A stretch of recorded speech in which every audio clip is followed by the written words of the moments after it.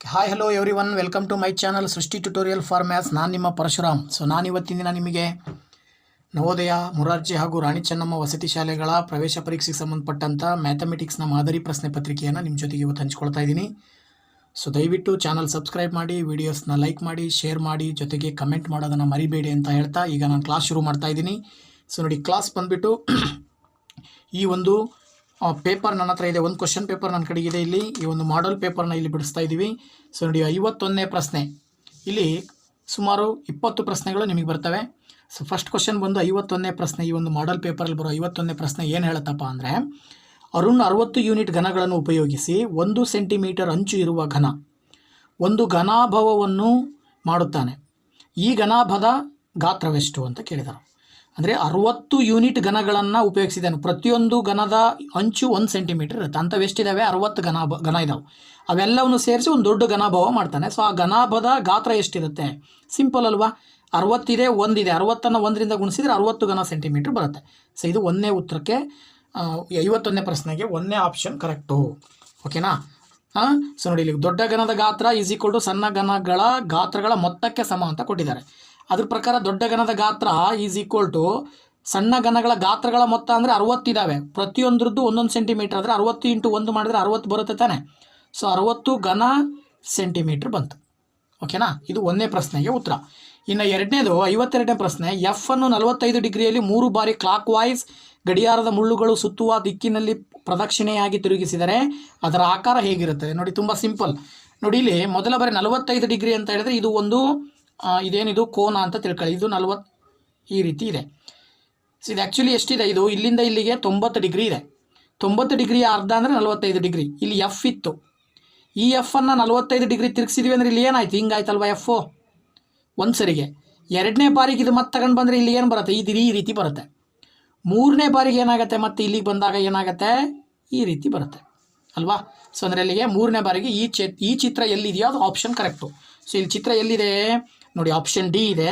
So that option D is the right answer. ಇದಾದ ನಂತರ ಒಬ್ಬನು ಮನೆಯ ರಿಪೇರಿಗಾಗಿ 6 ವರ್ಷಕ್ಕೆ 10% ಸರಳ ಬಡ್ಡಿಯ ದರದಲ್ಲಿ 20,000 ರೂಪಾಯಿಗಳನ್ನು 2 ವರ್ಷಗಳಿಗೆ ಸಾಲ ತೆಗೆದುಕೊಂಡವನು 2 ವರ್ಷಗಳ ನಂತರ ಬಡ್ಡಿಯೊಂದಿಗೆ ಅವನು ಹಿಂತಿರುಗಿಸಬೇಕಾದ ಹಣದ ಮೊತ್ತ. ಸೊ ಅದಕ್ಕೆ ನಿಮಗೆ ಬಡ್ಡಿ ಕಂಡುಹಿಡಿಯಲಿಕ್ಕೆ ಸರಳ ಬಡ್ಡಿಯ ಸೂತ್ರ ಇದೆ. ಬಡ್ಡಿ ಈಸ್ ಈಕ್ವಲ್ ಟು PTR/100 ಅಂತೀವಿ. ಪಿ ಅಂದರೆ ಪ್ರಿನ್ಸಿಪಲ್ ಅಂದರೆ ಅಸಲು ಎಷ್ಟು ಅವ್ನು ತೊಗೊಂಡಿರೋದು? 20,000. ಬಡ್ಡಿ ಟೈಮ್ ಎಷ್ಟು? 2 ವರ್ಷ. ರೇಟ್ ಆಫ್ ಇಂಟ್ರೆಸ್ಟ್ ಎಷ್ಟು? 10% ಬಡ್ಡಿ ಅಂತೆ. ಡಿವೈಡೆಡ್ ಬೈ 100 ಮಾಡಿದರೆ ಅವನಿಗೆ ಬಡ್ಡಿ ಎಷ್ಟಾಗುತ್ತೆ ಅಂತ ಗೊತ್ತಾಗುತ್ತೆ. 0 0 0 0 ಕ್ಯಾನ್ಸಲ್. ಅಲ್ಲಿಗೆ ಇಲ್ಲಿ 200 ಇಂಟು ಇದು 2 ಹತ್ತಲೇ 20. ಅಲ್ಲಿ ಎಷ್ಟಾಯಿತು? 20 × 200 ಮಾಡಿದರೆ 4,000 ಬಂತು. ಸರಿನಾ? ಎಷ್ಟು ಬರುತ್ತೆ? 4,000 ಬಡ್ಡಿ ಬಂತು ಅವನಿಗೆ. 2 ವರ್ಷಕ್ಕೆ ಎಷ್ಟು ಬಡ್ಡಿ ಬಂತು? 4,000. ಈಗ ಅವನು ವಾಪಸ್ ಕೊಡಬೇಕಾದಾಗ ಅಸಲಿನ ಜೊತೆಗೆ ಬಡ್ಡಿ ಸೇರಿಸ್ಬೇಕು. ಟೋಟಲ್ ಮೊತ್ತ ಕೊಡಬೇಕು ಅಂದರೆ ಅವನು ಅಸಲು ಎಷ್ಟು ಇಸ್ಕೊಂಡಿದ್ದ?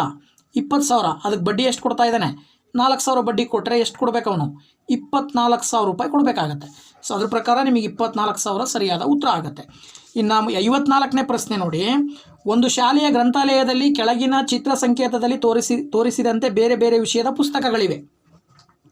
ನೆನ್ಪಿಟ್ಕೊಳ್ಳಿ ನೀವು. ಇಲ್ಲಿ ಕೊಟ್ಟಿದ್ದಾರೆ ಒಂದು ಬಾಕ್ಸು 10 ಪುಸ್ತಕಗಳನ್ನು ಇಂಡಿಕೇಟ್ ಮಾಡುತ್ತೆ.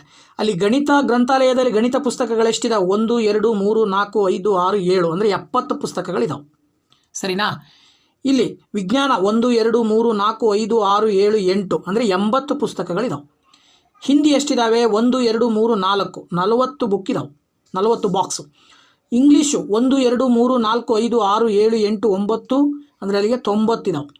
ಇವೆಷ್ಟು? ಚರಿತ್ರೆ ಬುಕ್ಗಳು ಎಷ್ಟಿದ್ದಾವೆ? 20. ಅಲ್ಲಿಗೆ ಎಷ್ಟು ವಿಷಯಗಳಿಗೆ 60 ಪುಸ್ತಕಗಳಿಗಿಂತ ಹೆಚ್ಚು ಪುಸ್ತಕಗಳಿವೆ ಅಂತೇಳಿ.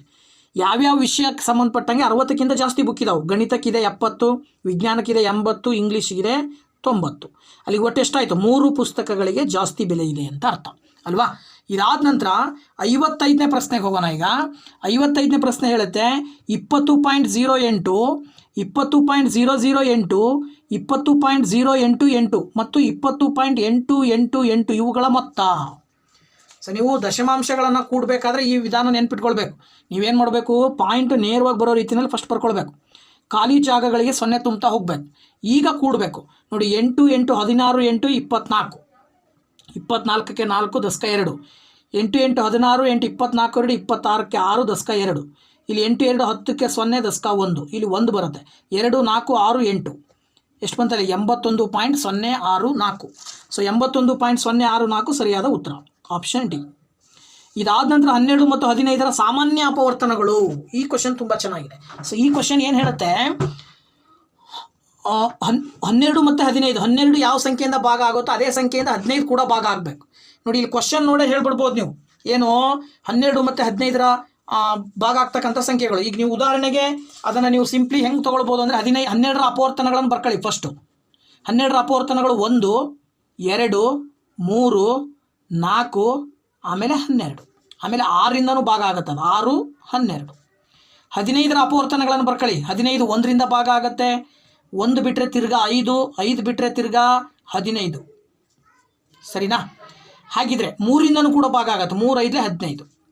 ಈಗ ಇವೆರಡರಲ್ಲೂ ಕಾಮನ್ನ ಬರೋದು ಯಾವ್ಯಾವ ನೋಡಿ, 1 ಬರುತ್ತೆ ಮತ್ತು 3 ಬರುತ್ತೆ, ಹೌದಾ? ಸೊ 1 ಮತ್ತು 3 ಎರಡರಲ್ಲೂ ಬರ್ತಕ್ಕಂಥ ಸಾಮಾನ್ಯ ಅಪವರ್ತನಗಳು. ಅರ್ಥ ಆಯ್ತಲ್ವಾ? ಅದ್ರ ಪ್ರಕಾರ ನಿಮಗೆ 1 ಮತ್ತು 3 ಸರಿಯಾದ ಉತ್ತರ ಆಗುತ್ತೆ. ಇನ್ನು ನೆಕ್ಸ್ಟ್ ಪ್ರಶ್ನೆ ಬಂದು 57ನೇದು, 2.85 ಕ್ಯೂಬಿಕ್ ಮೀಟರ್ ಎಣ್ಣೆ ಇರುವ ಒಂದು ಪಾತ್ರೆಯಿಂದ 300 ಮಿಲಿಲೀಟರ್ ಅಳತೆ ಇರುವ ಎಷ್ಟು ಬಾಟಲಿಗಳನ್ನು ತುಂಬಿಸಬಹುದು?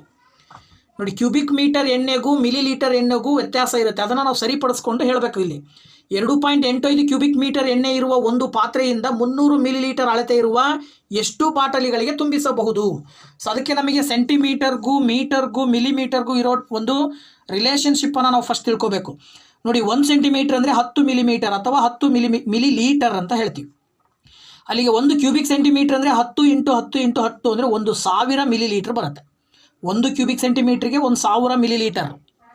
ಅಲ್ಲಿಗೆ 1 ಮೀಟ್ರಿಗೆ 100 ಸೆಂಟಿಮೀಟರ್ ಅಂತ ಗೊತ್ತು ನಮಗೆ. ಅದ್ರ ಪ್ರಕಾರ 1 ಕ್ಯೂಬಿಕ್ ಸೆಂಟಿಮೀಟರ್ನ ಮೀಟ್ರಿಗೆ ಕನ್ವರ್ಟ್ ಮಾಡಿದರೆ 1 ಕ್ಯೂಬಿಕ್ ಮೀಟರ್ ಆಗಿದ್ರೆ ಏನಾಗುತ್ತೆ ಅವಾಗ? 10 ಬದಲಾಗಿ 100 ತಗೊಳ್ಬೇಕು. 100 × 100 × 100 ಅಂದರೆ ಬಿಡಿ 10, 100, 1000, 10,000, ಲಕ್ಷ, 10 ಲಕ್ಷ ಮಿಲಿಲೀಟರ್ ಬರುತ್ತೆ. ಸೊ 2.85 ಕ್ಯೂಬಿಕ್ ಮಿಲಿಮೀಟರ್ಗೆ ಎಷ್ಟಾಗುತ್ತೆ ಅವಾಗ? 2.85 ಇಂಟು 10 ಲಕ್ಷದಿಂದ ಮಲ್ಟಿಪ್ಲೈ ಮಾಡಿದ್ರೆ ಎಷ್ಟು ಬರುತ್ತೆ? ಬಿಡಿ 10, 100, 1000, 10,000, ಲಕ್ಷ, 10 ಲಕ್ಷ, 28,50,000 ಮಿಲಿಲೀಟರ್ ಬಂತು. ಈಗ 300 ಮಿಲಿಲೀಟರ್ಗೆ ಒಂದು ಬಾಟ್ಲಿ ಬೇಕಲ್ವಾ? ಸೊ ಒಂದು ಬಾಟ್ಲಿ 300 ಮಿಲಿಲೀಟರ್ ಹಿಡಿಯುತ್ತೆ ಅಂದರೆ 28,50,000 ಮಿಲಿಲೀಟರ್ನ ಹಿಡಿಲಿಕ್ಕೆ ಎಷ್ಟು ಬಾಟ್ಲಿ ಬೇಕು ಅಂದರೆ ಇದನ್ನೇನು ಮಾಡಬೇಕು? 1/300 ಇಂಟು 28,50,000 ಮಾಡಬೇಕು. ಅಲ್ಲಿಗೆ 0 0 0 0 ಕ್ಯಾನ್ಸಲ್ ಆಗುತ್ತೆ. 3ರಿಂದ ಇದು ನೋಡಿದ್ರೆ 3 7 21 3 4 3 9 27 ಬರುತ್ತೆ. 1 ಉಳಿತು, ಮತ್ತು 3 5 15, ಇಲ್ಲೊಂದು 2 0 ಇದಾವೆ, ಸರಿನಾ? ಅಲ್ಲಿಗೆ ಎಷ್ಟು ಬಂತು? 9,500. ಆ ಒಂದು ಏನು ಬರುತ್ತೆ 2.85 ಕ್ಯೂಬಿಕ್ ಮೀಟರ್ ಎಣ್ಣೆಯನ್ನು 300 ಮಿಲಿಮೀಟರ್ ಅಳತೆ ಇರುವ ಬಾಟ್ಲಿಗೆ ತುಂಬಬೇಕು ಅಂದರೆ ಅವ್ರಿಗೆ ಸುಮಾರು ಎಷ್ಟು ಬೇಕು? 9,500 ಬಾಟಲಿಗಳು ಬೇಕು ಅಂತ ಅರ್ಥ. 58ನೇ ಪ್ರಶ್ನೆ, 275.0003 ಇಂಟು 3.005 ಅಂದಾಜು ಬೆಲೆ. ಅಂದಾಜು ಬೆಲೆ ಕಂಡುಹಿಡಿಬೇಕು. ಇಂಟು ಗುಣಿಸ್ಬಿಡ್ರಿ, ಫಸ್ಟ್ ಗುಣಿಸಿ ಆಮೇಲೆ ಅಂದಾಜು ಬೆಲೆ ಕಂಡುಹಿಡಿಬೇಕಲ್ವಾ? ಸೊ ಇದನ್ನು ಗುಣಿಸಿದ್ರೆ ಏನು ಬರುತ್ತೆ? 5 3 15. ನೆಕ್ಸ್ಟ್ 5 0 0 1 ಇಡ್ತೀರಾ, 5 0 0 5 0 0 5 5 25 5 ದಸ್ಕ 2 5 7 35 2 37 7 ದಸ್ಕ 3 5 2 10 3 13 ಆಯಿತು. ಈಗ ಇಲ್ಲಿ 0ಯಿಂದ ಗುಣಿಸಿದರೆ ಇದಿಷ್ಟು 0 ಬರುತ್ತೆ, ಹೌದಾ? ಈ 0ಯಿಂದ ಗುಣಿಸಿದರೆ ಇದು 0 ಬರುತ್ತೆ. ನೆಕ್ಸ್ಟ್ 3ರಿಂದ ಗುಣಿಸಿದರೆ 3 3 9, 3 0 0, ಮತ್ತೆ 3 0 0, ಮತ್ತೆ 3 0 0, 3 5 15 5 ದಸ್ಕ 1, 3 2 6 1 7. ಈಗ ಇದಿಷ್ಟನ್ನು ಕೂಡಿದರೆ 5 1 0 9 5 7 3 6 7. ಇಲ್ಲಿಗೆ ಪಾಯಿಂಟ್ ಪಾಯಿಂಟ್ ಹಾಕಬೇಕಲ್ಲ. ಇಲ್ಲಿ 3 ಅಂಕಿಯ ನಂತರ ಪಾಯಿಂಟ್ ಇದೆ, ಇಲ್ಲೂ 4 ಅಂಕಿಯ ನಂತರ ಪಾಯಿಂಟ್ ಇದೆ. 1 2 3 4 5 6 7. 1 2 3 4 5 6 7 ಅಂದರೆ ಇಲ್ಲಿಗೆ ಪಾಯಿಂಟ್ ಇಡಬೇಕು. 76.3759015 ಬರುತ್ತೆ, ಸರಿನಾ? ಈಗ ಇದನ್ನು ನೀವು 2 5 ಬರುತ್ತೆ, ಆ್ಯಕ್ಚುಲಿ ನಿಮಗೆ ಇಲ್ಲಿ 2 ಬರುತ್ತೆ. ಸೊ ಆವಾಗ ಇದನ್ನು ನೀವು ಏನು ಮಾಡಬೇಕು? ನಿಯರ್ ವ್ಯಾಲ್ಯೂ ಹಾಕಿ ಹೇಳಬೇಕಲ್ಲ. ಇದು 8 ಬರುತ್ತೆ, ಓಕೆನಾ? 826 ಪಾಯಿಂಟ್ ಬರುತ್ತೆ. ಅಲ್ಲಿಗೆ 826 ಪಾಯಿಂಟ್ ಸಮಥಿಂಗ್ ಬರ್ತಾ ಇದೆ ಅಂದರೆ ಇದನ್ನು ನೀವು ಅಂದಾಜು ಬೆಲೆ ಹೇಳಬೇಕಂದ್ರೆ 830ಕ್ಕೆ ಹೇಳಬೇಕು ಅಂದಾಜು. ಸೊ ಅಂದಾಜು ಬೆಲೆ ಬಂದುಬಿಟ್ಟು 830 ಸರಿಯಾದ ಉತ್ತರ ಆಗುತ್ತೆ. ಇದಾದ ನಂತರದಲ್ಲಿ 59ನೇ ಪ್ರಶ್ನೆ ಬಂದುಬಿಟ್ಟು, ಒಬ್ಬನು ಒಂದು ಸೈಕಲನ್ನು 450 ರೂಗಳಿಗೆ ಕೊಂಡುಕೊಂಡು 50 ರೂಗಳನ್ನು ಅದರ ರಿಪೇರಿಗಾಗಿ ಖರ್ಚು ಮಾಡಿದನು. ಅವನು ಅದನ್ನು 600 ರೂಗಳಿಗೆ ಮಾರಿದರೆ ಅವನಿಗೆ ಶೇಕಡ ಲಾಭ ಎಷ್ಟು ಸಿಕ್ಕಿತು ಅಂತ. ಸೊ ಇದು ಅವನು ಫಸ್ಟ್ ಕೊಂಡ ಬೆಲೆ ತಗೊಳ್ಬೇಕು. ಕೊಂಡ ಬೆಲೆ 450 ರೂಪಾಯಿ ಪ್ಲಸ್ ಅವ್ನು ಖರ್ಚು ಮಾಡಿದ 50 ರೂಪಾಯಿ ಸೇರಿದರೆ 500 ರೂಪಾಯಿ ಆಯಿತು. ಸರಿನಾ? ಮಾರಿದ ಬೆಲೆ ಬೇಕಲ್ವ ನಿಮಗೀಗ. ಈಗ ಮಾರಿದ ಬೆಲೆ ಎಷ್ಟು ಕೊಟ್ಟಿದ್ದಾರೆ ಅವರು? 600 ರೂಪಾಯಿ ಮಾರಿದ ಬೆಲೆ ಅಂತೆ. 600 ರೂಪಾಯಿ ಮಾರಿದ ಬೆಲೆಯಲ್ಲಿ ಕೊಂಡ ಬೆಲೆ 500 ರೂಪಾಯಿ ಕಳೆದ್ರೆ ಅವನಿಗೆ ಲಾಭ ಸಿಗುತ್ತೆ. ಎಷ್ಟು ಸಿಗುತ್ತೆ? 600 500 ರೂಪಾಯಿ ಕಳೆದ್ರೆ 100 ರೂಪಾಯಿ ಲಾಭ ಸಿಕ್ತು ಅಲ್ವಾ? ಸೊ 100 ರೂಪಾಯಿ ಲಾಭ ಸಿಕ್ತು. ಅದನ್ನು ಶೇಕಡ ರೂಪದಲ್ಲಿ ಹೇಳಬೇಕೀಗ ನೀವು. ಶೇಕಡ ಲಾಭ ಈಸ್ ಈಕ್ವಲ್ ಟು ಲಾಭ ಡಿವೈಡೆಡ್ ಬೈ ಕೊಂಡ ಬೆಲೆ ಇಂಟು 100. ಲಾಭ ಡಿವೈಡೆಡ್ ಬೈ ಕೊಂಡ ಬೆಲೆ ಇಂಟು 100 ಮಾಡಿದರೆ ಏನು ಬರುತ್ತೆ? ಲಾಭ ಎಷ್ಟಿದೆ? 100 ರೂಪಾಯಿ ಲಾಭ ಇದೆ. ಅವನು ಕೊಂಡಿದ್ದೆಷ್ಟು? 500 ರೂಪಾಯಿ ಕೊಂಡ್ಕೊಂಡಿದ್ದಾನೆ. ಅಲ್ಲಿಗೆ 100ಕ್ಕೆ ಎಷ್ಟು ಲಾಭ ಬರುತ್ತೆ ಅಂದರೆ 0 0 0 0 ಕ್ಯಾನ್ಸಲ್ಲು. 5 1 5 20 100. ಅಲ್ಲಿಗೆ ಎಷ್ಟು ಬಂತು? 20%, ಶೇಕಡ 20ರಷ್ಟು ಲಾಭ ಸಿಕ್ತು ಅವನಿಗೆ. ಸೊ ಶೇಕಡ 20 ಸರಿಯಾದ ಉತ್ತರ ಇದು. ಶೇಕಡ 20 ಲಾಭ ಸಿಗುತ್ತೆ. ಇನ್ನು 60ನೇ ಪ್ರಶ್ನೆ ಬಂದು 16,813 ಈ ರೀತಿ ಬರೆಯಲಾಗಿದೆ ಅಂತೇಳಿ. ನೋಡಿ 16 ಲಕ್ಷ, ಈಗ ಬಿಡಿ 10 ಸ್ಥಾನ ಬರ್ಕೊಂಡ್ಬಿಟ್ರೆ ನೀವು 13 ಅಂದರೆ 3 ಬಿಡಿ ಸ್ಥಾನದಲ್ಲಿ ಬರುತ್ತೆ, 10 ಅಂದರೆ 10 ಸ್ಥಾನದಲ್ಲಿ ಬರುತ್ತೆ, 8 100 ಸ್ಥಾನದಲ್ಲಿ ಬರುತ್ತೆ. 16 ಲಕ್ಷಗಳ ಸ್ಥಾನದಲ್ಲಿ ಬರೆದ್ರೆ 1000 10,000 ಹೇಳದೇ ಇರೋದ್ರಿಂದ ಅಲ್ಲಿ ಆ ಸಂಖ್ಯೆಗಳ ಆ ಸ್ಥಾನದಲ್ಲಿ 0 ಹಾಕಬೇಕು ನೀವು. ಆಗ 16,813 ಈ ರೀತಿ ಬರೀಬೋದು ನೀವು. ಸರಿನಾ? ಅಲ್ಲಿಗೆ 16,813 ಅಂತ ಹೇಳಿದ್ರೆ ಆಪ್ಷನ್ ಸಿ ಸರಿಯಾದ ಉತ್ತರ. ಇನ್ನು ಒಂದು ಕಾರು ಪಾರ್ಕಿನಲ್ಲಿ 14 ಸಾಲುಗಳಿವೆ. ಪ್ರತಿಯೊಂದು ಸಾಲಿನಲ್ಲಿ ಕಾರುಗಳನ್ನು ನಿಲ್ಲಿಸಲು 420 ಜಾಗಗಳಿವೆ. ಕಾರನ್ನು ನಿಲ್ಲಿಸಲು ಎಷ್ಟು ಜಾಗಗಳಿವೆ ಅಂತ ನೋಡಿ. ಒಂದು ಕಾರ್ ನಿಲ್ಲಿಸುವಂಥ ಪಾರ್ಕ್ನಲ್ಲಿ 14 ಸಾಲಿದ್ದಾವೆ.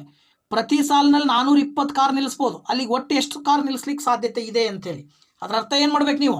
ಈಗ 420 ಒಂದು ಸಾಲಿನಲ್ಲಿ ನಿಲ್ಲಿಸೋದಾದರೆ 14 ಸಾಲಲ್ಲಿ ಎಷ್ಟು ನಿಲ್ಲಿಸ್ಬೇಕಂದ್ರೆ ಅವೆರಡನ್ನು ಗುಣಿಸ್ಬೇಕು. ನೋಡಿ 420ಅನ್ನು 14ರಿಂದ ಗುಣಿಸಿದರೆ ಸಾಕು ನೀವು. 4 0 0, 4 2 8, 4 1 4, 1 0 0, 1 2 2, 1 4 4. ಅಲ್ಲಿಗೆ 0 8 4 2 6 4 ಎಷ್ಟು ಬಂತು? ಅಲ್ಲಿಗೆ 4,680 ಬಂತು. ಸೊ ಅಲ್ಲಿ ನೀವು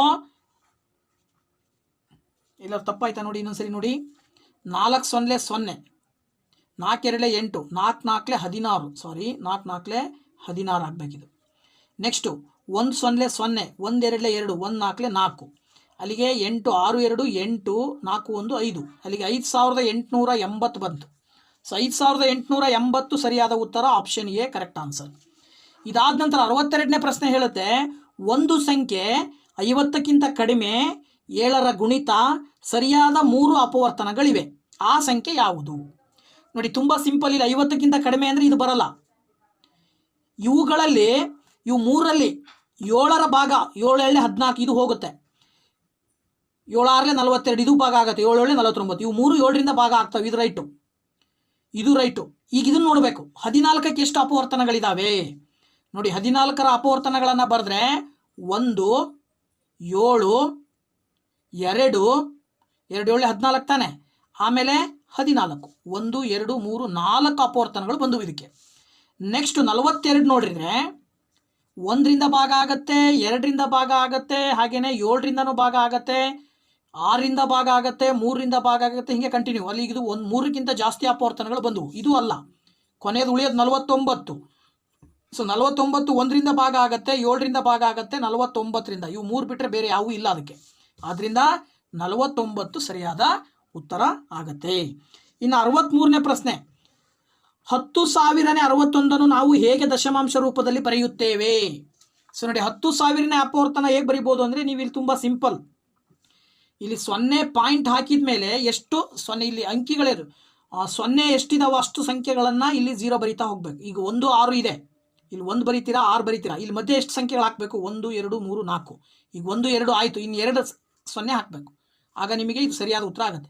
0.0061 ಅದ್ರ ಪ್ರಕಾರ ನಿಮಗೆ 0.0061 ಅಂದರೆ ಆಪ್ಷನ್ ಡಿ ಸರಿಯಾದ ಉತ್ತರ ಆಯಿತು. ಓಕೆನಾ? ಇದಾದ ನಂತರದಲ್ಲಿ ನೆಕ್ಸ್ಟ್ ಪ್ರಶ್ನೆ 64ನೇ ಪ್ರಶ್ನೆ ಹೋಗೋಣ ಈಗ ನಾವು. ಸೊ 64ನೇ ಪ್ರಶ್ನೆ ಹೇಳುತ್ತೆ, ಅಮಿತಳು ತನ್ನ ತೋಟದ ಚಿತ್ರವನ್ನು ಬೆಳಗ್ಗೆ 11:55 ಗಂಟೆಗೆ ಬರೆಯಲು ತೊಡಗಿದಳು. ಅವಳು ಅದನ್ನು ಮಧ್ಯಾಹ್ನ 12:05 ಗಂಟೆಗೆ ಮುಗಿಸಿದಳು. ಅದನ್ನು ಮುಗಿಸಲು ಅವಳು ತೆಗೆದುಕೊಂಡ ಸಮಯವೆಷ್ಟು? ಅಲ್ಲೇ ಇದೆ ನೋಡಿ. ಬೆಳಗ್ಗೆ 11:55 ಅಂದರೆ ಮಧ್ಯಾಹ್ನನೇ ಅದು ಕೂಡ. ಸೊ 11:55ಕ್ಕೆ ಸ್ಟಾರ್ಟ್ ಮಾಡಿದ್ಲು, 12:05ಕ್ಕೆ ಮುಗಿಸಿದ್ಲು, ಅಂದರೆ 10 ನಿಮಿಷ ಗ್ಯಾಪು. 10 ನಿಮಿಷದಲ್ಲೇ ಅವಳು ಚಿತ್ರ ಬಿಡಿಸೋದನ್ನು ಮುಗಿಸಿದಾಳೆ, 10 ನಿಮಿಷ ಆನ್ಸರ್ ಬಂದ್ಬಿಡ್ತು. ಅಥವಾ ನೀವು ಅದನ್ನು ಈ ರೀತಿನೂ ಬರ್ಕೊಳ್ಬೋದು. ನೀವು ನೋಡಿ 12 ಗಂಟೆ 5 ನಿಮಿಷ, 11 ಗಂಟೆ 55 ನಿಮಿಷ. ಇದು ನೀವು ಕಳೆಯೋ ರೀತಿಯಿಂದ ಬರ್ಕೊಳ್ಳೋದಾದ್ರೆ ಇದು 1 ಗಂಟೆ ತೊಗೊಂಡು ಬಂದು ಇಲ್ಲಿ ಹಾಕಿದರೆ 1 ಗಂಟೆಗೆ 60 ನಿಮಿಷ ತಾನೆ. ಇಲ್ಲಿ ನಾವು ನಿಮಿಷವನ್ನು ಬರಿತಾ ಇದ್ದೀವಿ. ಇದು 1 ಗಂಟೆ ಈ ಕಡೆ ತಗೊಂಬಂದರೆ 60 ನಿಮಿಷ ಪ್ಲಸ್ ಇದೊಂದು 5 ನಿಮಿಷ ಸೇರಿದರೆ 65 ನಿಮಿಷ. ಅಂದರೆ 11:65 ಕೆಳಗಡೆ 11:55 ಬರ್ಕೊಂಡ್ರೆ 5ರಾಗ 5 ಹೋದ್ರೆ 0, 6ರಾಗ 5 ಹೋದರೆ 1, ಇದು 0 ಬರುತ್ತೆ. 10 ನಿಮಿಷ ಉಳಿತಲ್ವ ಇಲ್ಲಿ. ಅಲ್ಲಿಗೆ 10 ಮಿನಿಟ್ ಸರಿಯಾದ ಉತ್ತರ ಬಂದು 10 ಮಿನಿಟ್ಗಳು. 65ನೇ ಪ್ರಶ್ನೆ, 214.56 ಎಂಬ ಸಂಖ್ಯೆಯಲ್ಲಿ 5ರ ಮೌಲ್ಯ ಸ್ಥಾನ. ನೋಡಿ 214.56ನ ನಾವು ಈ ರೀತಿ ಬರಿಬೋದು. ಪಾಯಿಂಟಿನ ನಂತರ ಬರುವ ಸ್ಥಾನಗಳ ಮೌಲ್ಯವನ್ನು ಈ ರೀತಿ ಬರಿತೀವಿ ನಾವು. ಮೊದಲನೇ ಅಂಕಿಯನ್ನು 6/100 ಅಂತ ಬರಿತೀವಿ. ಅದಾದ ನಂತರ 5/10. ಇದ್ರ ಮುಂದೆ ಇನ್ನೊಂದು ಇದ್ದಿದ್ರೆ ಅದನ್ನು ಇಲ್ಲಿ ಸಪೋಸ್ ಇಲ್ಲಿ 7 ಇದ್ರೆ ಅವಾಗ ಏನು ಬರಿತೀವಿ, 7/1000 ಅಂತ ಬರಿತೀವಿ. ಓಕೆನಾ. ಅದ್ರ ಪ್ರಕಾರ ಅವ್ರು ಹೇಳೋದೇನೋ 5ರ ಮೌಲ್ಯ ಸ್ಥಾನ 5/10 ಅಂತ ಬರ್ದಿದ್ದೀನಿ ನಾನು. ಸೊ ಈಗ 5/10 ಅಂದರೆ 10ನೇ 5ಗಳು. 10ನೇ 5ಗಳು ಸರಿಯಾದ ಉತ್ತರ. 66ನೇ ಪ್ರಶ್ನೆ ಬರೋಣ ಮಕ್ಕಳೇ. 2 ರೀತಿಯ ಚಾಕ್ಲೇಟ್ಗಳು 10 ಮತ್ತು 12ರ ಪ್ಯಾಕ್ಗಳಲ್ಲಿ ಲಭ್ಯವಿದೆ. ನನಗೆ 2 ವಿಧದ ಚಾಕ್ಲೇಟ್ಗಳನ್ನು ಸಮವಾಗಿ ಕೊಂಡುಕೊಳ್ಳಬೇಕಾದರೆ ನಾನು ಪ್ರತಿಯೊಂದು ವಿಧದ ಅತಿ ಸಣ್ಣ ಸಂಖ್ಯೆಯ ಎಷ್ಟು ಪ್ಯಾಕ್ಗಳನ್ನು ಕೊಂಡುಕೊಳ್ಳಬೇಕು? ಈಗ ನೀವು 10 ಮತ್ತು 12ಕ್ಕೆ ಲಾಸ ಕಂಡುಹಿಡಿಬೇಕು. ನೋಡಿ 10 ಮತ್ತು 12, 10 ಮತ್ತು 12 ಲಾಸ ಕಂಡುಹಿಡಿಯೋದಾದರೆ 2 5 10, 2 6 12, ಮತ್ತೆ 2ರಿಂದ 5 ಹೋಗಲ್ಲ, 2 3 6. ಈಗ 3ರಿಂದ 5 ಹೋಗಲ್ಲ, 1 ಓಕೆ. ನೆಕ್ಸ್ಟ್ 5ರಿಂದ ಹೊಡೆದ್ರೆ 1. ಈಗ 2 4, 4 3 12, 12 5 60 ಬಂತು. ಲಾಸ ಎಷ್ಟು ಬರ್ತಾ ಇದೆ ಇಲ್ಲಿ? 60 ಬರ್ತಾ ಇದೆ. ಅಂದರೆ ಅದರ ಅರ್ಥ ಏನು? 10 10ರಿಂದ 60 ಭಾಗ ಆಗುತ್ತೆ, 12ರಿಂದ 60 ಭಾಗ ಆಗುತ್ತೆ. ಈಗ 10 ಚಾಕ್ಲೇಟ್ ಇರುವಂಥ ಪ್ಯಾಕೆಟ್ನ ಎಷ್ಟು ತಗೊಳ್ಬೇಕು ಅವನು ಅಂದರೆ ಎಷ್ಟು ತಗೋಬೇಕು? 6 ಪ್ಯಾಕೆಟ್ ತೊಗೊಳ್ಬೇಕು. ಅಲ್ಲಿಗೆ 10 6 60 ಕರೆಕ್ಟ್ ಆಗುತ್ತೆ. 10 ಚಾಕ್ಲೇಟ್ ಇರೋ 6 ಪ್ಯಾಕೆಟ್ ತಗೊಂಡ್ರೆ 60 ಚಾಕ್ಲೇಟ್ ಸಿಗ್ತಾವೆ ಅವನಿಗೆ. 12 ಚಾಕ್ಲೇಟ್ ಇರುವಂಥ ಪ್ಯಾಕೆಟನ್ನು 5 ತಗೊಳ್ಬೇಕು ಅವನು. ನೋಡಿ 12 5 60 ಬರುತ್ತೆ ಅವಾಗ. ಚಾಕ್ಲೇಟ್ಗಳ ಸಂಖ್ಯೆ ಸರಿ ಆಯಿತು, ಪ್ಯಾಕೆಟ್ಗಳ ಸಂಖ್ಯೆ ಹೆಚ್ಚು ಕಡಿಮೆ ಆಯಿತು. 10 ಚಾಕ್ಲೇಟ್ ಇರೋ ಪ್ಯಾಕೆಟ್ 6 ಬೇಕು, 12 ಚಾಕ್ಲೇಟ್ ಇರೋ ಪ್ಯಾಕೆಟು 5 ಬೇಕು. ಸೊ ಇಲ್ಲಿ ಅದರ ಪ್ರಕಾರ 10ರ 6 ಪ್ಯಾಕ್ಗಳು, 12ರ 5 ಪ್ಯಾಕ್ಗಳು ಸರಿಯಾದ ಉತ್ತರ. ಓಕೆ ಮಕ್ಕಳೇ. ಸೊ ಈ ರೀತಿ ನಾವು ಸುಲಭವಾಗಿ ಉತ್ತರವನ್ನು ಕಂಡುಹಿಡಿಬೋದು. ನೆಕ್ಸ್ಟ್ ಇಲ್ಲಿ 1 24ನೇ 1 ಮೈನಸ್ 1 ಪ್ಲಸ್ 36ನೇ 7 ಇದನ್ನು ಸರಳೀಕರಿಸಿದಾಗ ಏನು ಸಿಗುತ್ತದೆ ಅಂತ ಕೊಟ್ಟಿದ್ದಾರೆ. ನೋಡಿ ತುಂಬ ಸಿಂಪಲ್ ಆಗಿ ಹೇಳ್ಬೋದು. ಇಲ್ಲಿ 1 ಇದೆ, ಇಲ್ಲಿ -1 ಇದೆ. 1 - 1 ಕಳೆದು ಬಿಡ್ಬೋದು ನಾವಿಲ್ಲೇ ಲೆಕ್ಕ ಮಾಡ್ದೇನೆ. ಉಳಿಯೋದೇನು ನಿಮಗಿಲ್ಲಿ 24ನೇ 1 ಮೈನಸ್ ಇಲ್ಲಿ 36ನೇ 7. ಈಗ 24ಕ್ಕೂ 36ಕ್ಕೂ ಲಾಸ ಕಂಡು ಹಿಡ್ಕೊಳ್ರಿ. ಎಷ್ಟು ಬರುತ್ತೆ ಲಾಸ? 2ರಿಂದ ಮಾಡಿದರೆ 2 1 2 2 2 1 2 8 ಮತ್ತೆ 2ರಿಂದ ಮಾಡಿದರೆ 2 6 2 9. ಈಗ ಮತ್ತೆ 2ರಿಂದ ಮಾಡಿದರೆ 2 3 ಇದು 9 ಹೋಗಲ್ಲ. ಈಗ ಮತ್ತೆ 3ರಿಂದ ಮಾಡಿದರೆ 3 1 3 3 ಮತ್ತೆ 3ರಿಂದ ಮಾಡಿದರೆ 1. ಈಗ ಇದ್ರದ್ದು ಲಾಸ ಎಷ್ಟು ಬರುತ್ತೆ? 2 2 4 4 2 8 8 3 24 24 3 ಎಷ್ಟು ಬರುತ್ತೆ? 24 3. ಸೊ 24 3 ನಿಮಗೆ ಬಂದುಬಿಟ್ಟು 72 ಬರುತ್ತೆ. 24 3 72. ಸೊ 24 3 72 ಆದರೆ 1 3 3 36 2 72 7 2 14. ಈಗ ನೀವು ಇದನ್ನು ಸಿಂಪ್ಲಿಫೈ ಮಾಡಿದ್ರೆ ದೊಡ್ಡ ಸಂಖ್ಯೆ ಚಿಹ್ನೆ ಮೈನಸ್ ಇರೋದ್ರಿಂದ ಮೈನಸ್ ಬರಿತೀರಾ. 14ರಲ್ಲಿ 3 ಕಳೆದ್ರೆ 14ರಲ್ಲಿ 3 ಕಳೆದ್ರೆ ಎಷ್ಟು ಬರುತ್ತೆ ನಿಮಗೆ? 14ರಲ್ಲಿ 3 ಕಳೆದ್ರೆ ನಿಮಗೆ ಉತ್ತರ 17 ಬರುತ್ತೆ. ಸರಿ, ಪ್ಲಸ್ ಆಗಬೇಕಲ್ವ ಇದು? ಇಲ್ಲಿ ಪ್ಲಸ್ ಇದೆ, ರೈಟ್. ಈಗ 14 3 ಕೂಡಿದರೆ 17 ಬರುತ್ತೆ, ಡಿವೈಡೆಡ್ ಬೈ 72. 72ನೇ 17 ಸರಿಯಾದ ಉತ್ತರ. ಸೊ ಅದ್ರ ಪ್ರಕಾರ ಇಲ್ಲಿ ನಿಮಗೆ ಬಂದು 72ನೇ 17 ಇದೆ. ಎಲ್ಲಿದೆ ನೋಡಿ? 72ನೇ 17 ಸರಿಯಾದ ಉತ್ತರ ಆಗುತ್ತೆ ಮಕ್ಕಳೇ. ಮುಂದಿನ ಪ್ರಶ್ನೆಗೆ ಹೋಗೋಣ. ಸೊ 2 ದಶಮಾಂಶಗಳ ಗುಣಲಬ್ಧವು 14.837 ಆಗಿದೆ. ಅವುಗಳಲ್ಲಿ ಒಂದು 4.01 ಆದರೆ ಇನ್ನೊಂದು ದಶಮಾಂಶ ಯಾವುದು? ಇದನ್ನು ಕಂಡುಹಿಡಿಬೇಕು ಅಂದರೆ ಇಲ್ಲಿ ಅವ್ರು ಕೊಟ್ಟಿರೋ ಪ್ರಕಾರ ನಾವು ತಗೊಂಡ್ರೆ ನೋಡಿ ಇಲ್ಲಿ ಏನು ತಗೊಳ್ಬೋದು? ಒಂದು ಎ ಇನ್ನೊಂದು ಬಿ, ಅವೆರಡನ್ನ ಗುಣಿಸಿದರೆ 14.837 ಬರುತ್ತೆ. ಒಂದು ಸಂಖ್ಯೆ ಕೊಟ್ಟಿದ್ದಾರೆ 4.01. ಹಾಗಿದ್ರೆ ಇನ್ನೊಂದು ಸಂಖ್ಯೆ ಎಷ್ಟು? ಅವಾಗ ಏನು ಮಾಡಬೇಕು? ಇಲ್ಲಿ 4.01 ಈಕ್ವಲ್ಸಿಂದ ಈ ಕಡೆ ಬಂದರೆ ಇಲ್ಲಿ ಇಂಟು ಇದ್ದಿದ್ದು ಈ ಕಡೆ ಬಂದರೆ ಡಿವೈಡೆಡ್ ಬೈ ಆಯಿತು. ಈಗ ನೀವು ಭಾಗಾಕಾರ ಮಾಡಬೇಕು. ಸೊ ಭಾಗಾಕಾರ ಮಾಡಬೇಕಂದ್ರೆ ದಶಮಾಂಶ ಪಾಯಿಂಟ್ ತೆಗೆದಾಕಿ. ಪಾಯಿಂಟ್ ತೆಗಿಬೇಕು ಅಂದರೆ ಇಲ್ಲೊಂದು 0 ಹಾಕಿದ್ರಿ ಅಂತ ತಿಳ್ಕೊಳ್ಳಿ. ಇಲ್ಲೊಂದು 0 ಇದೆ, 3 ಸಂಖ್ಯೆ ಆಯ್ತಲ್ವಾ? ಸೊ ಅವಾಗ ನೀವು ಇಲ್ಲಿ ಇನ್ನೊಂದು 0 ಹಾಕಬೇಕು. ಸರಿನಾ? ಅದರ ಅರ್ಥ ಏನಾಯಿತು?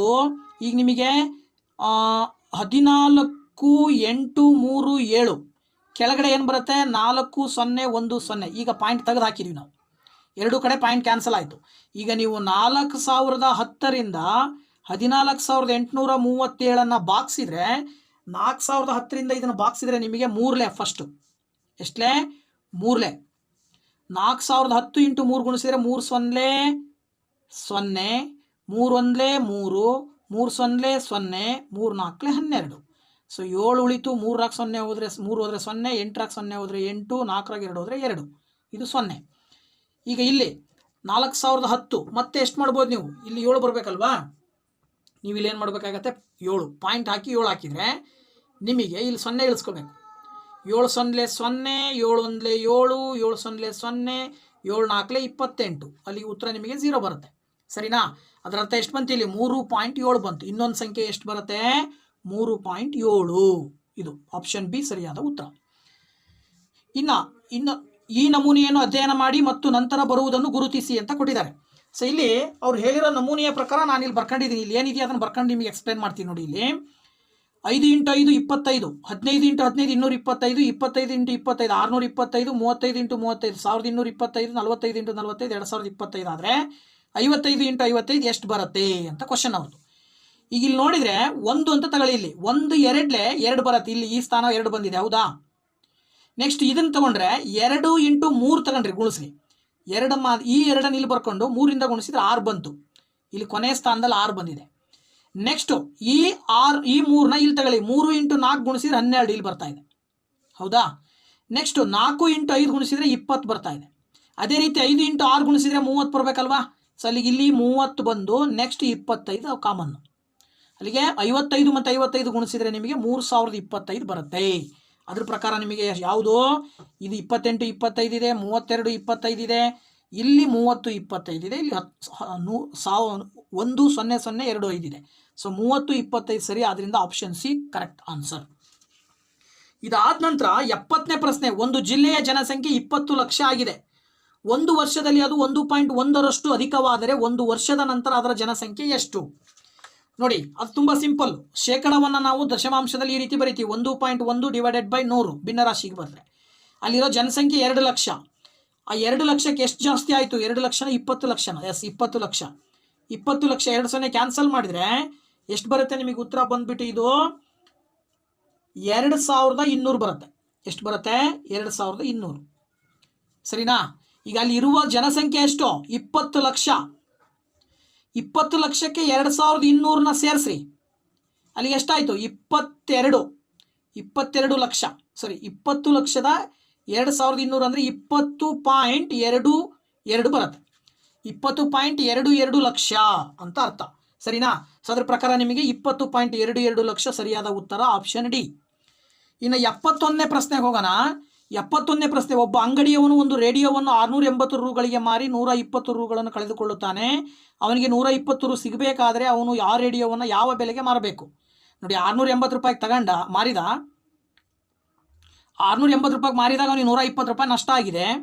ಹಾಗಿದ್ರೆ ಆ ನಷ್ಟ ತುಂಬ್ಕೊಳ್ಬೇಕು ಅಂದರೆ, ಅಥವಾ ಇನ್ನೂ ಅವನಿಗೆ 120 ರೂಪಾಯಿ ಲಾಭ ಸಿಗಬೇಕಿತ್ತು ಅಂದಿದ್ರೆ ಅವನು ಎಷ್ಟು ರೂಪಾಯಿಗೆ ಆ ರೇಡಿಯೋವನ್ನು ಮಾರಬೇಕಿತ್ತು ಅಂತ.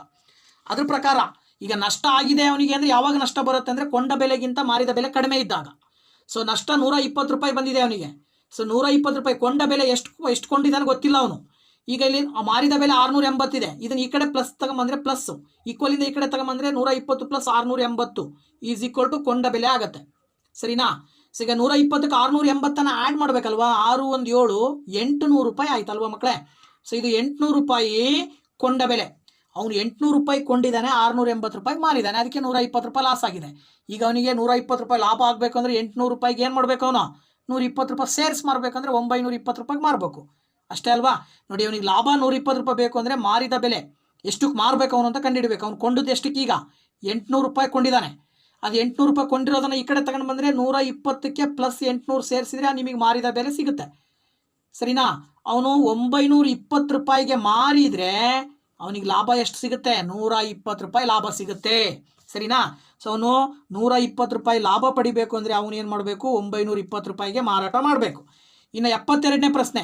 12 ಸೆಂಟಿಮೀಟರ್ ಉದ್ದ ಮತ್ತು 6.5 ಸೆಂಟಿಮೀಟರ್ ಅಗಲ ಇರುವ ಒಂದು ಆಯತಾಕಾರದ ವಿಸ್ತೀರ್ಣ. ಸಿಂಪಲ್ ಅಲ್ವಾ.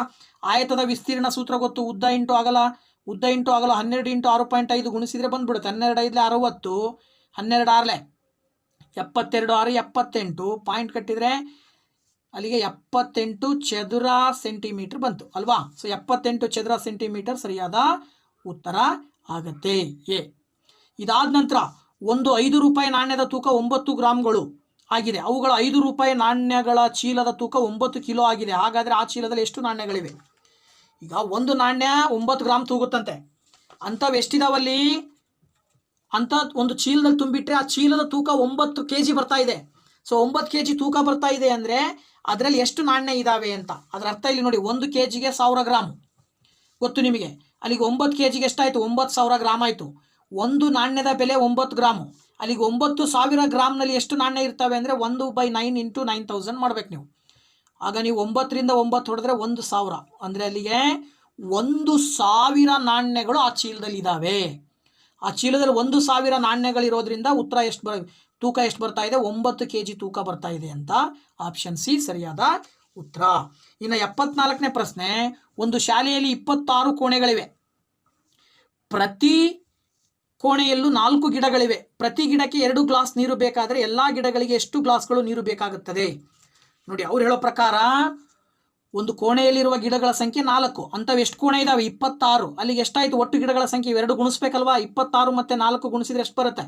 4 6 24, 4 2 8 2 10, 104 ಗಿಡಗಳಿದಾವೆ ಒಟ್ಟು. ಒಂದು ಗಿಡಕ್ಕೆ 2 ಗ್ಲಾಸ್ ನೀರು ಬೇಕು, ಸರಿನಾ? ಒಂದು ಗಿಡಕ್ಕೆ 2 ಗ್ಲಾಸ್ ನೀರು ಬೇಕು. ಅಲ್ಲಿ ಬರ್ತಕ್ಕಂಥದ್ದು ಎಷ್ಟು? 26 × 4 ಗುಣಿಸಿದ್ರೆ 104 ಗಿಡ ಬರ್ತಾ ಇದೆ. ಅಲ್ಲಿಗೆ 104 ಗಿಡಕ್ಕೆ ಎಷ್ಟು ನೀರು ಹಣಿಸ್ಬೇಕು ಅವರು? 104 ಗಿಡಕ್ಕೆ ಎಷ್ಟು ನೀರು ಹಣಿಸ್ಬೇಕಂದ್ರೆ ಒಂದು ಗಿಡಕ್ಕೆ 2. ಅಲ್ಲಿಗೆ 104 × 2 ಗುಣಿಸಿದ್ರೆ 2 4 8, 2 0 0, 2 1 2. ಒಟ್ಟು ಎಷ್ಟು ನೀರು ಹಣಿಸ್ಬೇಕು ಅವರು? ಸುಮಾರು 208 ಗ್ಲಾಸ್ ನೀರನ್ನು ಒಟ್ಟು ಗಿಡಗಳಿಗೆ ಹಾಕಬೇಕಾಗತ್ತೆ. ಅವರು ಟೋಟಲ್ ಎಲ್ಲ ಗಿಡಗಳಿಗೆ ಹಾಕಬೇಕಂದ್ರೆ ಸುಮಾರು 208 ಗ್ಲಾಸ್ ನೀರು ಬೇಕಾಗತ್ತೆ ಅಂತ. ಇನ್ನು ಕೊನೆಯ ಪ್ರಶ್ನೆ. ಆಲಿಯು 100 ಸೆಂಟಿಮೀಟರ್ ಉದ್ದವಿರುವ ಒಂದು ಸರಿಗೆಯಿಂದ ಒಂದು ಆಯತಾಕಾರವನ್ನು ಮಾಡುತ್ತಾನೆ. ಆ ಆಯತಾಕಾರದ ಗರಿಷ್ಠ ವಿಸ್ತೀರ್ಣ ಎಷ್ಟು? ಈಗ ಅವನು ಒಂದು ಸರಿಗೆ ತಗೊಂಡು ಸುತ್ತಿದಾನಲ್ವಾ, ಆ ಸುತ್ತಿರ್ತಕ್ಕಂಥ ಸರಿಗೆಯನ್ನು ಆಯತಾಕಾರ ಕನ್ವರ್ಟ್ ಮಾಡಿದ್ದಾನೆ ಅಂದರೆ ಸರಿಗೆಯ ಸುತ್ತಳತೆನ ಆಯತಾಕಾರದ ಸುತ್ತಳತೆ ಆಗುತ್ತೆ. ಅಲ್ಲಿಗೆ ಆಯತದ ಸುತ್ತಳತೆ ಕಂಡುಹಿಡಬೇಕಂದ್ರೆ ಸೂತ್ರ ಇದೆ ನಿಮಗೆ. 2 × L + B. L ಅಂದರೆ ಉದ್ದ ಪ್ಲಸ್ B ಅಂದರೆ ಆಗಲ್ಲ. ಅವ್ರು ಕೊಟ್ಟಿರೋ ಪ್ರಕಾರ ಆಯತದ ಸುತ್ತಳತೆ ಆಯ್ತು. ಅಲ್ಲಿಗೆ 100 ಸೆಂಟಿಮೀಟರ್ ಇದೆ ಆ ಒಂದು ಸರಿಗೆ ಅಂದರೆ ಅದರ ಸುತ್ತಳತೆ, ಆಯತದ ಸುತ್ತಳತೆನ 100 ಸೆಂಟಿಮೀಟರ್ ಆಯಿತು. ಅಲ್ಲಿಗೆ ಈ 2 ಈ ಕಡೆ ತಗೊಂಬಂದರೆ /2 ಆಯಿತು. ಇಲ್ಲಿ ಎಷ್ಟು ಉಳಿತು? L + B. ಉದ್ದ ಮತ್ತು ಅಗಲ 2ರಿಂದ 100 ಬಾಗಿಸಿದ್ರೆ 50 ಬರುತ್ತೆ ನಿಮಗೆ. ಅಂದರೆ ಉದ್ದ ಮತ್ತು ಅಗಲ ಕೂಡಿದರೆ 50 ಬರಬೇಕು. ಸೊ ಅದ್ರ ಪ್ರಕಾರ ಉದ್ದ ಮತ್ತು ಅಗಲ ಕೂಡಿದರೆ 50 ಬರಬೇಕು ಅಂದರೆ ಯಾವ್ದು ತೊಗೊಳ್ಬೋದು ನೀವು? 26 24 ತೊಗೊಳ್ಬೋದು. 26 24 ಕೂಡಿದರೆ 50 ಬರುತ್ತೆ. ಉದ್ದ 26, ಅಗಲ 24. ಅಲ್ಲಿಗೆ 6 4 10ಕ್ಕೆ 0, 10 1, 2 2 4 1 5 50 ಬರುತ್ತಲ್ವಾ. ಇವೆರಡನ್ನ ಗುಣಿಸಿದ್ರೆ ಎಷ್ಟು ಬರುತ್ತೆ? 6 4 24. ಓಕೆನಾ? 6 4 24. ನೆಕ್ಸ್ಟು 4 2 8 2 10. ನೆಕ್ಸ್ಟು 2 6 12, 2 2 4 1 5. ಅಲ್ಲಿಗೆ ಎಷ್ಟು ಬಂತು? 4 2 6, 624 ಬಂತು. ಇದು ಆ ಒಂದು ಆಯತದ ವಿಸ್ತೀರ್ಣ ಆಗಿರುತ್ತೆ. 624 ಸರಿಯಾದ ಉತ್ತರ ಆಗುತ್ತೆ. ಓಕೆನಾ? ಸೊ ಇಲ್ಲಿವರೆಗೂ ನಮ್ಮ ವಿಡಿಯೋನ ನೋಡಿದ್ದಕ್ಕೆ ತುಂಬ ಥ್ಯಾಂಕ್ಸ್. ಹೀಗೆ ಮುಂದಿನ ವೀಡಿಯೋಸ್ನಲ್ಲೂ ಕೂಡ ನಾನು ಇದೇ ರೀತಿ ನವೋದಯಕ್ಕೆ ಸಂಬಂಧಪಟ್ಟ ಹಾಗೆ ಮೊರಾರ್ಜಿ ಮತ್ತು ಕಿತ್ತೂರು ರಾಣಿ ಚೆನ್ನಮ್ಮ ವಸತಿ ಶಾಲೆಗಳ ಪ್ರವೇಶ ಪರೀಕ್ಷೆ ಸಂಬಂಧಪಟ್ಟ ವೀಡಿಯೋಸ್ನ ಮಾಡಿಬಿಡ್ತೀನಿ. ದಯವಿಟ್ಟು ವೀಡಿಯೋಸ್ನ ನೋಡಿ, ಚಾನಲ್ ಸಬ್ಸ್ಕ್ರೈಬ್ ಮಾಡಿ, ಹಾಗೆಯೇ ಕಮೆಂಟ್ ಮಾಡಿ ಅಂತ ಹೇಳ್ತಾ ಮತ್ತೆ ನಿಮ್ಮ ಭೇಟಿ ಮುಂದಿನ ವೀಡಿಯೋದಲ್ಲಿ. Thank you very much. Bye bye.